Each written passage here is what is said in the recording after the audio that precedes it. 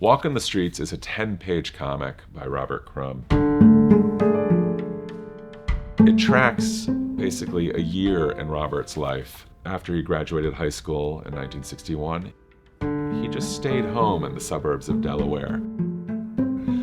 His brother was still at home, his older brother Charles, his two younger siblings were around.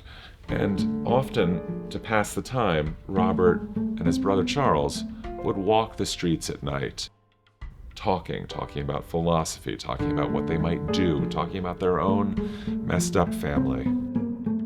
Reading this comic is as close in feel and personality as the man I spent 6 years writing about.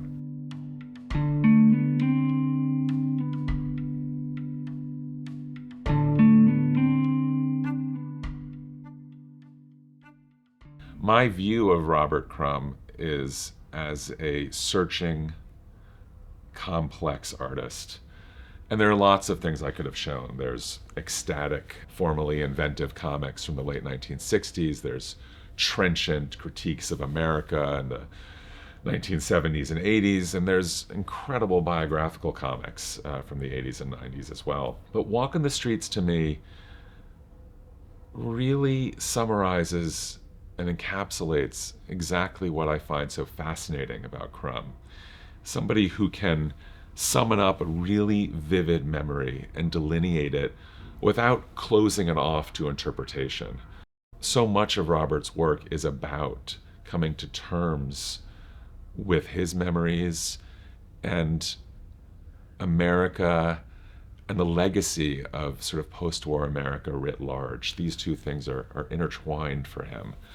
So we can learn a lot about what it was like in the early 1960s, not with beatniks or with artists or with pre-hippies, but with people that were trying to find a way out of their circumstances and to get a larger perspective on what they could do artistically. This in particular was one of the longest gestating stories. He started it in 1992, really just kind of a false start, but it was around the time when his brother Charles, who's very much featured in this, committed suicide. Charles had never really been able to leave the family home and was heavily medicated for most of his life for all sorts of maladies. What is so moving about this comic is that there's a passage, actually I'm right there, when they're sitting by the lake, they talk about a promise. Robert is remembering them talking about a promise they made to each other, that the first one who passed would try to reach back to the other one. These boys were very, very close, very intertwined with each other. Robert writes about, in this comic, a lucid dream he had after Charles killed himself at the age of 50. And in it, it's a dream of relief, really, because Charles suffered so much for his entire life. And Robert sees Charles as his most handsome and happy self. And he's looking back at Robert, kind of releasing him from what Robert felt was a very significant karmic debt to his brother, but also releasing him from the guilt of having survived. These boys were 2 of 5 children that grew up in a very difficult home. And Robert is really the only one that made it out completely intact. And Charles was a genius artist who really drilled into Robert the discipline of drawing comics and of rendering what's in your head with fidelity and with the intention to communicate on the page. But he was never able to leave. He was never able to make the work public. What this story talks about is, in fact, the moment when Robert decides to leave home. When he's 19, you see him walking in the final page. He's walking and walking and walking. And he had decided at the age of 19 to either kill himself or leave. And he got to a pool, and he couldn't swim, and he was going to just jump in. But he decided to survive and make a go of it. And soon after that episode, he moved to Cleveland.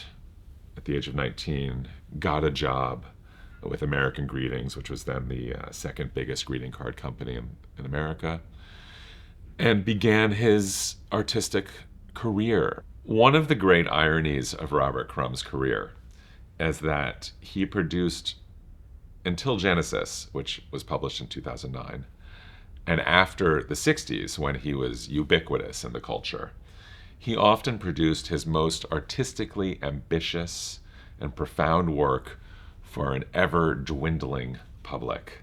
So this was published in Zap, which was his flagship title. It began in 68. This is number 15 in 2004. And there wasn't any reaction, is the answer. What is extraordinary is that the venue doesn't really matter to Crumb. It's making it and putting it in a comic book that matters. And comic books, as we know, have an ever dwindling audience. Underground comics, even more so.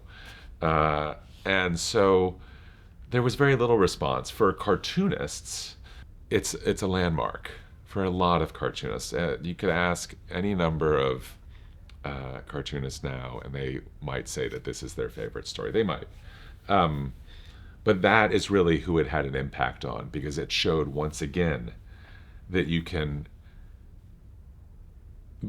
be a cartoonist and continue to evolve and reinvent yourself, that you're not stuck with any one character, that you don't have to make a graphic novel, that you don't have to be in an art gallery, that the key is that you can make a 10-page story that is as meaningful and packed, dense with information as a 200-page book released by the most prestigious publisher in the world.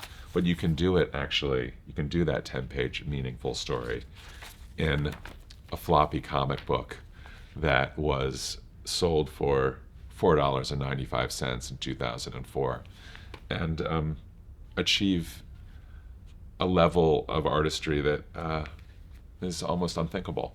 That's how much I believe in this story. Also, what makes Crumb so remarkable as an artist, that it doesn't matter what venue it is. It doesn't matter as long as it's accessible to people.